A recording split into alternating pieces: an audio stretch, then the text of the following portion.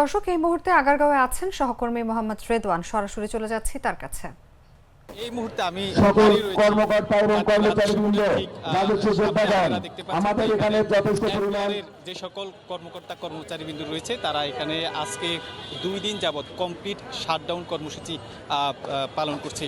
আপনারা জানেন যে গত 2 মাস যাবৎ এনবিআর এর চেয়ারম্যান আব্দুর রহমান তিনি এনবিআরকে একটি সংস্কারের আওতায় নিয়ে আসার জন্য যে প্রচেষ্টা চালিয়েছেন সেই প্রচেষ্টা কিন্তু এই কর্মকর্তা কর্মচারী দ্বারা কিছুটা ব্যাহত হচ্ছে বলে তিনি মনে করছেন। কিন্তু তবে যারা আন্দোলন করছেন কর্মচারী ব্যানারে তারা বলছেন যে রাজস্ব বোর্ডের যে সংস্কার করতে হবে সেই সংস্কার এখানে যারা কর্মকর্তা কর্মচারী রয়েছে তাদের সাথে আলোচনার ভিত্তিতে এই সংস্কার হওয়া দরকার বলে এমনটাই তারা মনে করছেন।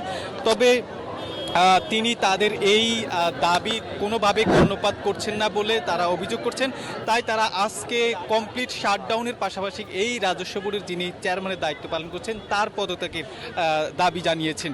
আমরা কয়েকজন কর্মকর্তার সাথে কথা বলেছি, তারা বলছেন যে তারা দীর্ঘ 2 মাস যাবৎ রাজস্ব বোর্ডের চেয়ারম্যানের সাথে এই বিষয়ে অনেকবার আলোচনা করার জন্য চেষ্টা করেছেন, কিন্তু তারা সেই চেষ্টা সফল হননি, তারা ব্যর্থ হয়েছেন। তাই তারা আজকে এই কমপ্লিট শাটডাউন কর্মসূচি দেওয়ার মতো অবস্থা তৈরি হয়েছে, সেজন্যই তারা এই কমপ্লিট শাটডাউন তারা কর্মসূচির আয়োজন করেছেন এবং তারা সেটি পালন করেছেন।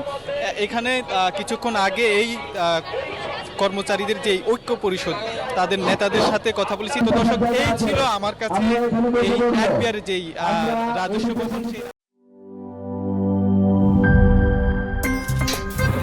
আমার একটা স্মার্ট সিদ্ধান্তে 25% গ্যাসের খরচ কমেছে। ভাবছেন কিভাবে?